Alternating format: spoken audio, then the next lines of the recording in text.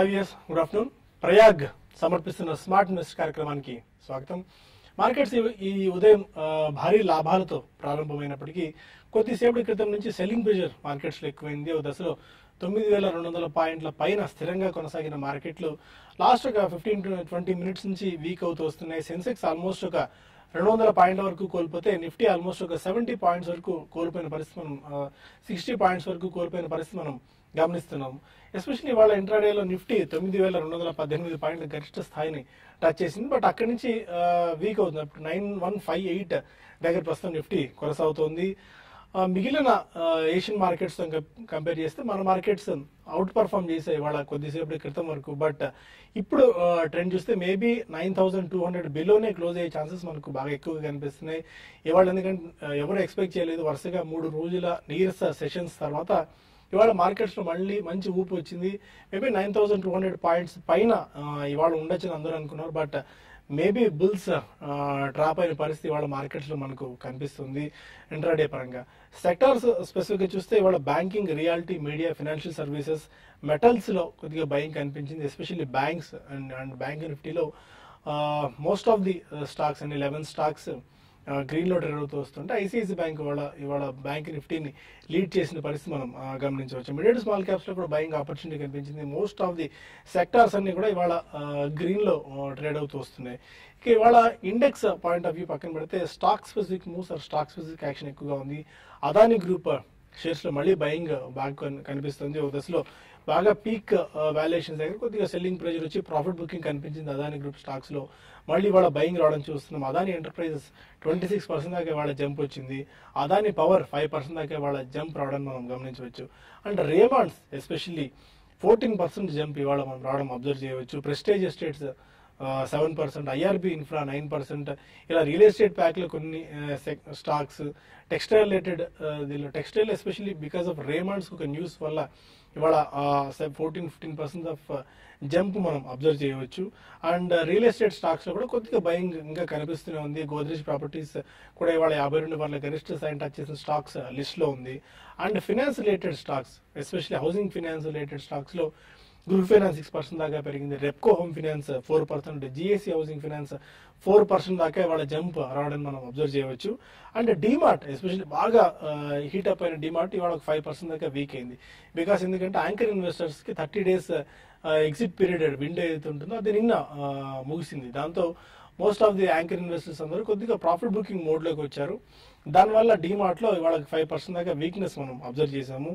Maybe ఇక్కడ నుంచి కూడా యాంకర్ ఇన్వెస్టర్స్ కొద్దిగా ఎగ్జిట్ అవుతే ఆర్ ప్రాఫిట్ బుకింగ్ చేసుకుంటే కొద్దిగా వీక్ అయ్యే ఛాన్సెస్ కనిపిస్తున్నాయి. మేబీ ఇక్కడ నుంచి కూడా ఇంకా కొద్దిగా తగ్గితే డిమార్ట్ మేబీ కొద్దిగా లాంగ్ టర్మ్ దృష్టిలో ఉంచుకున్న వాళ్ళు కొనుగోలు చేసేందుకు ఒక ఆపర్చునిటీ మనకు లభించవచ్చు. ఇప్పటివరకు మార్కెట్ ట్రెండ్ ఏంటి, ఈ టైంలో ఎలాంటి వ్యూ మార్కెట్స్ పై తీసుకోవాలి అన్న అంశాలపై మనతో మాట్లాడి కలిసి సిద్ధంగా ఉన్నారు. Good afternoon all of you sir. Markets లో హ్యూజ్ బయింగ్ ఇవాళ కనిపించింది. No one has expected this move. But మళ్ళీ లాస్ట్ 15-20 మినిట్స్ నుంచి సెల్లింగ్ వస్తుంది. ఇవాళ ఈవినింగ్ కూడా మనకి ఒక డేటా రాబోతుంది మెటరలాజికల్ డిపార్ట్మెంట్ నుంచి. మేబీ ఈ సీజన్ లో రెయిన్స్ ఎలా ఉండొచ్చు అని చెప్పి దాని ఆధారంగా కూడా మార్కెట్స్ ఒక డైరెక్షన్ తీసుకునే ఛాన్సెస్ కనిపిస్తున్నాయి. ఈ టైంలో ఎలాంటి ఫండమెంటల్ వ్యూతో మీరు ఉన్నారు? Yeah, basically, if it's anywhere close to SkyMed data, IMDD, I don't think it's going to be a big event andi. Endukante manaki 95% LPA unte matram definitely it's not bad. So okkokasari even monsoon can play a surprise. So adi pakkan pedte manaki even geopolitical issues kuda I think back seat తీసుకున్నాయి కాబట్టి I think this is a normal correction andi. Endukante last 2-3 days కొద్దిగా మనకి నిస్తేజంగా ఉంది కాబట్టి market ఇవాళ opening లో చాలా strong ఉన్నా కానీ I think it's correcting itself because of a few stocks. అంటే ఇది all broad based sell off అయితే కాదని చెప్పొచ్చు. బట్ ఐ థింక్ మార్కెట్ లో స్ట్రెంగ్త్ అనేది డెఫినెట్లీ కొనసాగుతూనే ఉందండి. But ultimately everything depends upon the corporate results అని మనం ఎప్పుడు చెప్తున్నాం. Unless the fundamentals improve either it can be a sector or overall market or even a specific stock, దాని పరంగానే మనకి మార్కెట్ లో ప్రైజెస్ అనేది డిఫైన్ అవుతాయండి. So I think this is a normal correction అండి. ఇట్ క్యాన్ బి ఫెరోషియస్ అని గతంలో మనం చాలా సార్లు చెప్పాం. Corrections can always tend to be very ferocious. ఒక్కొక్కసారి మనం will be caught off the guard అని చెప్పి ఒక 3 to 5 days కూడా there can be some very massive correction. But overall I think it's going to be a good thing for new entrants అండి. ఇప్పుడే మీరు mention చేసిన DMart, there has to be some reason for a stock to correct అండి. It's not only the anchor investors. Listing అయిన తర్వాత నుంచి మనకు అసలు కరెక్షన్ అనేది మనం చూడలేదు. అలా మనకి కొన్ని న్యూ లిస్టింగ్స్ కూడా ఎక్స్ట్రీమ్లీ హై ప్రైస్ లో ఉన్నాయి. గతంలో కూడా మనం చూసాం ఆల్మోస్ట్ డాక్టర్ లాల్ పాథ్లాబ్స్ ఇవన్నీ కూడా 1100, 1200 దాకా వెళ్ళి అరౌండ్ 900కి. So it will take some more time for some of the high price stocks correct. But all in all, it's time to buy and not now, maybe not in the next 2 or 3 days, but raboye 2-3 weeks lo, or maybe let's say 4 weeks lopala, 1 month lopala ekkadekadaithe manaki corrections substantially vachayo, or maybe substantially ante maybe 5-7% or 10-12% correction vachayo, ఆ sector పరంగా బాగుంటే మాత్రం అందులో specific stocks radar మీద ఉంచుకుని తప్పకుండా first price point లో రాబోయే 4 weeks లో మాత్రం కొనుగోలు చేయాలి. I think nothing is going to stop the market and the train has already left the station, it will only going to reach the destination.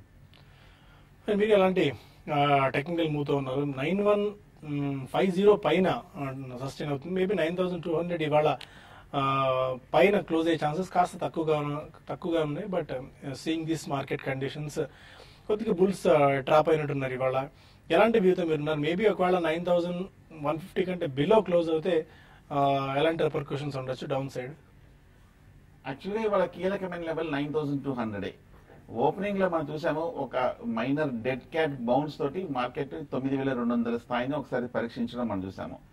ఇంత క్రితం మనం చూసాము 9200 బ్రేక్ అయింది కాబట్టి చాలా అటెంప్ట్లు చేసింది ఆ 9200కి రీట్రీట్ అయ్యి ఆ లెవెల్ పైన కొంచెం సస్టైన్ అవడానికి. ఒక పుల్ బ్యాక్ రికవరీ అనేది ఈ స్థాయి దగ్గరికి రావడం మనం చూసాము.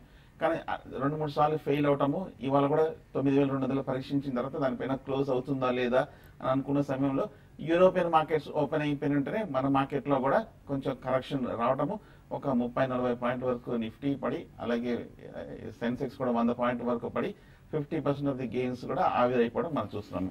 ఇంకా కొంచెం తగ్గిందంటే ఆల్మోస్ట్ ఫ్లాట్ గా కూడా అయిపోతుంది. సో ఓవరాల్ గా మార్కెట్ లో చూస్తే కనుక సెల్లింగ్ ప్రెషర్ ఉన్నట్టుగానే కనిపిస్తోంది. ఈ లాస్ట్ 1 వీక్ గా ఎఫ్ఐ డేటా చాలా కీలకమైన లెవెల్ చూస్తే కనుక వాళ్ళు కూడా కొంచెం మార్కెట్ లో సెల్లింగ్ ప్రెషర్ గురి చేయడంతో, ఈక్విటీస్ లో అమ్మకాలు జరపడంతో మన మార్కెట్ లో కూడా కరెక్షన్ రావడం మంచిది. ఈ లాస్ట్ 2-3 వారాల్లో చూస్తే కనుక ఎఫ్ఐస్ కొంచెం డిస్ట్రిబ్యూషన్ జరిగినట్టుగా కనిపిస్తుంది హైయర్ లెవెల్లో.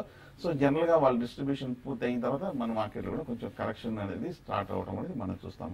సో ఓవరాల్ గా మనకి బ్యాంక్ నిఫ్టీ కూడా వీక్ గా అనేది 22,000 వరకు ఇంచుమించు వెళ్ళి మళ్ళీ ఒక ఇంట్రాడే కూడా ఒక స్ట్రాంగ్ రియాక్షన్ అనేది రావడం మనం చూస్తాం. కానీ మనం చెప్పలేము, కొన్నిసార్లు ఏదైనా కొంచెం సడన్ గా రికవర్ అయ్యి మళ్ళీ డే హై దగ్గర కనుక ఇంచుమించు 9200 దగ్గర క్లోజ్ అవుతాయి, అప్పుడు మళ్ళీ అవుట్లుక్ అనేది మారవచ్చు. But as it is market కొంచెం వీక్ గానే ఉంది. డే లో దగ్గర ట్రేడ్ అవుతోంది, కొంచెం గెయిన్స్ కూడా ఇరేస్ అయినాయి కాబట్టి మార్కెట్ ఈ గత 1-2 వారాలుగా చూస్తున్న ఒక short term minor correction trend continue అయ్యే అవకాశాలు కనిపిస్తుంది. ఓకే అరవింద్, మీరు ఎలాంటి వ్యూతో ఉన్నారు? చాలా లాంగ్ గ్యాప్ తర్వాత మీరు వచ్చారు. ఈ లోపు ఎలాంటి మూవ్స్ మీరు గమనించారు ఫండమెంటల్ పాయింట్ ఆఫ్ వ్యూ? ఎందుకంటే market is reaching all time highs. So market అనేది ఆల్మోస్ట్ పాజిటివ్ నోట్లో ట్రేడ్ అవుతుందండి. Almost positive sentiment everywhere.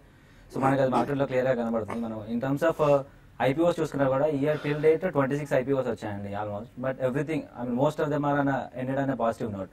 And అదేవిధంగా వరల్డ్ బ్యాంక్ నెంబర్స్ కూడా నేను వచ్చాయి. 7.2 for FY17, 7.5 for next year and 7.7 for which shows that everybody else is like bullish on our economy. And అదేవిధంగా equity linked mutual funds కూడా assets under management last year compare చేసుకుంటే 41% growth చూపించిందండి, which is like a very good number.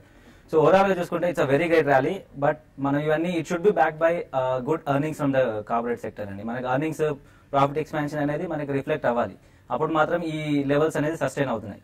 Market all time హైలో trade అవుతున్నప్పుడు కొద్దిగా nervous గానే ఉంటాయి. But ఈ మొత్తంగా చెప్పాలంటే కొద్దిగా రిజల్ట్స్ అనేది మార్కెట్ లీడ్ చేస్తారని నేను అనుకుంటున్నాను. And I believe in domestic consumption theory అండి. I really better big on that one, domestic consumption theory. ఎందుకంటే కొద్దిగా మనకి ఏదైనా వొలటిలిటీ వచ్చేదంటే ఫారిన్ మార్కెట్స్ నుంచి వస్తాయి, ఎక్స్పోర్ట్ ఓరియంటెడ్ ఫ్యాక్టర్స్ కొద్దిగా ఎఫెక్ట్ అయ్యే ఛాన్స్ ఉంది. ఎందుకంటే కొద్దిగా జియో పొలిటికల్ ఇష్యూస్ కొద్దిగా సెటిల్ అయినా కూడా so but still they are an edgy move అనే చెప్పుకోవచ్చు. సో ఓవరాల్ గా నేను డొమెస్టిక్ కన్జంప్షన్ థియరీ పైన పాజిటివ్ గా ఉన్నాను. అదేవిధంగా మార్కెట్స్ పైన కూడా ఎర్నింగ్స్ అనేది కొద్దిగా లీడ్ చేస్తాయి. And from here also I can see another 9-10% growth in Nifty అండి. So that's my view. 9-10% growth, mostly positive optimistic ఇదే కనిపిస్తుంది మార్కెట్స్ లో. ఈ 1 or 2 days ఏదో డిప్స్ కానీ ఆర్ 1 or 2 days ఈ మొమెంటం చేంజ్ ఇంట్రాడే వాళ్ళు చేసే వాళ్ళకి, పొజిషనల్ కాల్స్ చేసే ట్రేడర్స్కి ఉపయుక్తంగా ఉంటుంది. బట్ ఫండమెంటల్స్ వ్యూ చూసి లాంగ్ టర్మ్ హొరైజన్ దృష్టిలో ఉంచుకునే వాళ్ళకి ఇలాంటి ఆపర్చునిటీస్ ఏదైనా వస్తే మంచి బయింగ్ రాడార్లో ఉంచుకోవచ్చు కొన్ని స్టాక్స్ని, ఫండమెంటల్గా స్ట్రెంత్ ఉన్న కంపెనీస్ని. డిప్స్ వస్తే వాటిని కొనుగోలు చేస్తే దీర్ఘకాలంలో మంచి ఫలితాలు ఉండే ఛాన్సెస్ మనకు కనిపిస్తున్నాయి. అన్నట్టు చిన్న బ్రేక్ తీసుకుని బ్రేక్ తర్వాత మనకి కాల్స్ అండ్ మెయిల్స్ తీసుకుందాం. Stay with us.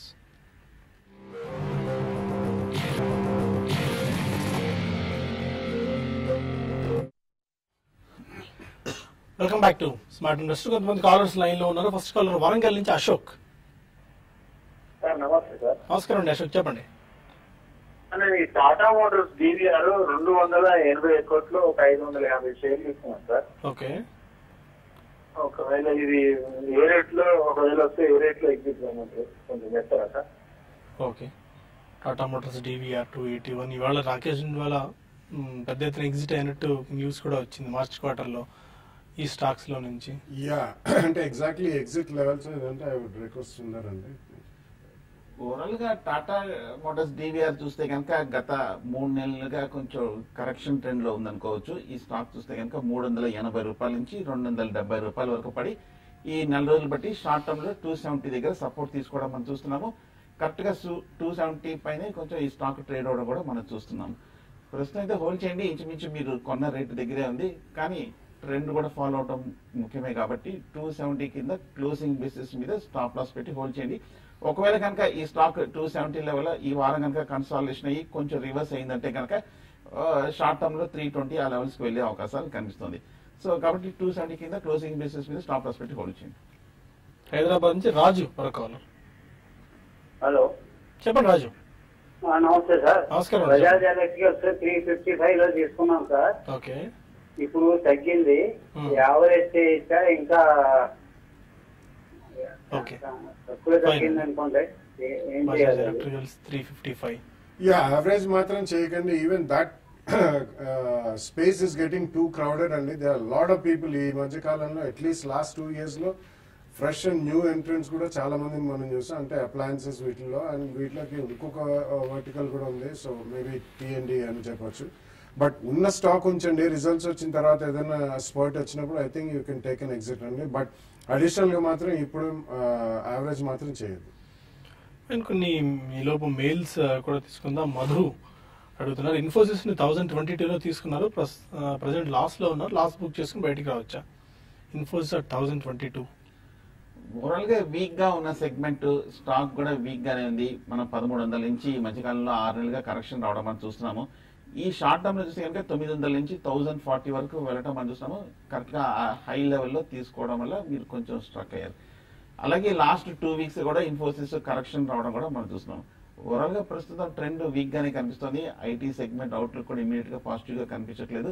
కాకపోతే టెక్నికల్ గా 900 దగ్గర గత 6 నెలలుగా స్ట్రాంగ్ సపోర్ట్ తీసుకొని బేస్ ఏర్పడింది కాబట్టి ఇక్కడ కొంచెం రికవరీ వచ్చే అవకాశాలు కనిపిస్తుంది.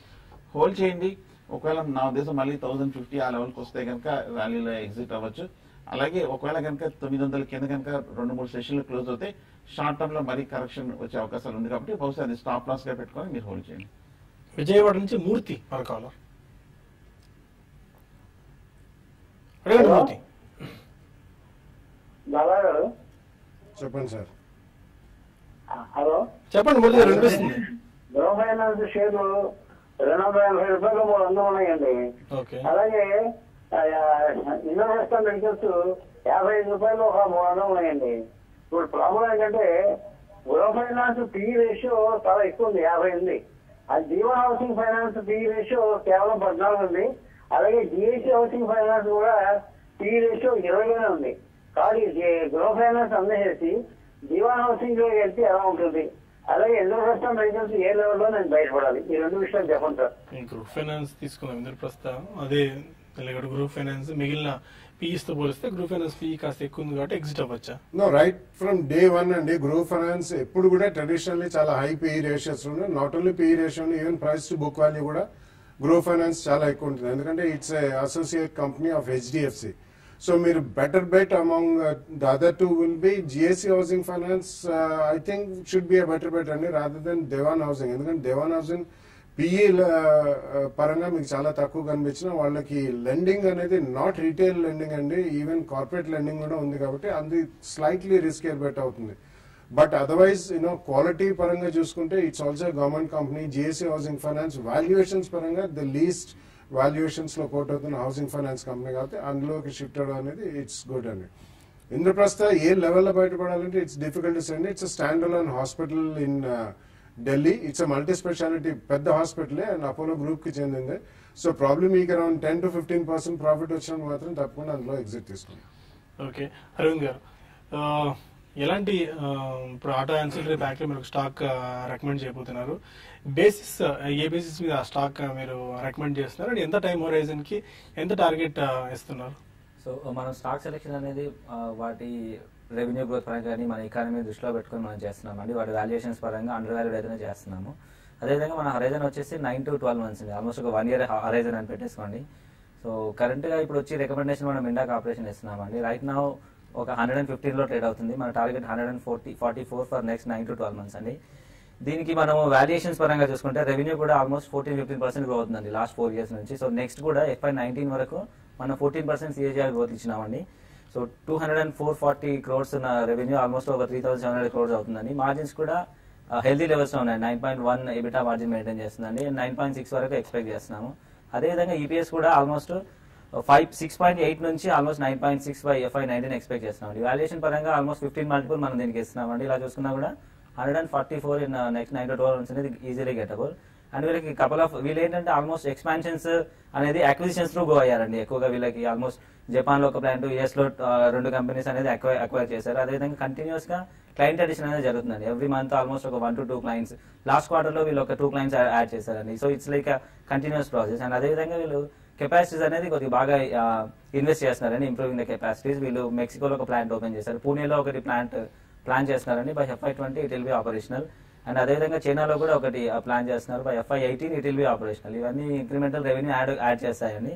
అదేవిధంగా వీళ్ళకి క్లయింట్ బేస్ వచ్చేసి డైవర్సిఫైడ్ గా ఉందండి. అదేవిధంగా వీళ్ళ పోర్ట్ఫోలియో కూడా చాలా డైవర్స్ ఉంటుందండి. డ్రైవర్ ఇన్ఫర్మేషన్ అండ్ టెలిమెట్రిక్ దాంట్లో ఎక్కువగా వీళ్ళు సెక్యూరిటీ సిస్టమ్స్ అని చెప్పుకోవచ్చు అండి.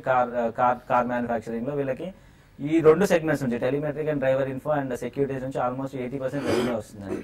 సో ఈ 2 వీళ్ళకి డ్రైవర్స్ ఇన్ ఫ్యూచర్ అండి. అదేవిధంగా ఈ ఆటో గ్రోత్ ఏదైతే చూసుకున్నామో అండ్ ఇదే విధంగా సెక్యూరిటీ సిస్టమ్స్ అనేది కొద్దిగా మన గవర్నమెంట్ కూడా రెగ్యులేషన్స్ వైజ్ గా కొద్దిగా చూస్తున్నారండి. ఆల్మోస్ట్ ఇప్పుడు BS4 ఏదైతే రెగ్యులేషన్ కంపల్సరీ చేశారో అది BS6 చేయాలని బై FY20 ఒక టార్గెట్ అండి. సో ఇవన్నీ కొంచెం టెక్నాలజీ అప్గ్రేడ్ అవుతున్న కొద్దీ ఇలాంటి కంపెనీస్ అని ఏదైతే సప్లై చేస్తున్నారో OEMs కి కొద్దిగా మంచి గ్రోత్ ఉంటుందండి. సో ఇవన్నీ దృష్టిలో పెట్టుకుని మనం వీళ్ళకి 144 అనే టార్గెట్ ఇస్తున్నామండి for next 9 to 12 months. Okay, అది మిందా కార్పొరేషన్ సంబంధించిన స్టాక్ రికమెండేషన్ అరవింద్ గారు చేస్తున్నారు. 115 దగ్గర ప్రస్తుతం స్టాక్ ట్రేడ్ అవుతుంది. 144 రూపీస్ టార్గెట్ ఇచ్చారు. 9 నుంచి 12 నెలల కాలానికి. అండ్ మిగిలిన మెయిల్స్ కూడా కొన్ని తీసుకుందాం. ఏఎస్కే రెడ్డి అడుగుతున్నారు. ఐఆర్బి ఇన్ఫ్రా 251లో తీసుకున్నారు. ప్రస్తుతం 271 దగ్గర అట్లా ట్రేడ్ అవుతుంది. ఏ ప్రైస్ వరకు ఇంకా ఎక్స్పెక్ట్ చేయొచ్చు సేల్ చేయడానికి ఐఆర్బి ఇన్ఫ్రా చూస్తే కనుక ఈ మధ్య కాలంలో బాగా పెరిగింది. 180 రూపాయల నుంచి 250 రూపాయల వరకు ఒక స్ట్రాంగ్ అప్ ట్రెండ్ మనం చూసాము. ఇవాళ కూడా ఒక మేజర్ అప్ ట్రెండ్ ఒక 8% వరకు పెరగడం చూస్తున్నాము. హోల్డ్ చేయండి. ఈ ట్రెండ్ కంటిన్యూ అవుతే కనుక 280-290 వరకు వెళ్ళే అవకాశం ఉంది. ఓకే. అండ్ ప్రభాకర్ అడుగుతున్నారు. 24 years ఓల్డర్ తను 1000 రూపాయలు ఇన్వెస్ట్ చేద్దాం అనుకుంటున్నారు. సిప్ ద్వారా మంత్లీ ఏదైనా స్టాక్ సజెస్ట్ చేస్తారా? మేబీ 1000 రూపీస్ చాలా స్మాల్ మనీ అవుతుంది. బెటర్ మ్యూచువల్ ఫండ్స్ రూట్ అయినా సజెస్ట్ చేస్తారా? బెస్ట్ అదేనండి. What you said is right. ఎందుకంటే 1000 రూపీస్ తో మనం ఇండివిజువల్ స్టాక్స్ లో ఎస్ఐపి చేయడం అనేది అంత ఉత్తమం కాదండి. అండ్ ఈ మధ్య కాలంలో మార్కెట్ కూడా చాలా స్ట్రాంగ్ ఉంది కాబట్టి క్వాలిటీ స్టాక్స్ మీరు 1000 రూపీస్ తో ఎస్ఐపి చేయలేరు. కాబట్టి go with a good mutual fund అండి. Maybe large cap fund select చేసుకుని you will get a basket of shares. కాబట్టి బెస్ట్ మ్యూచువల్ ఫండ్ రూట్ లో వెళ్ళడం నయం.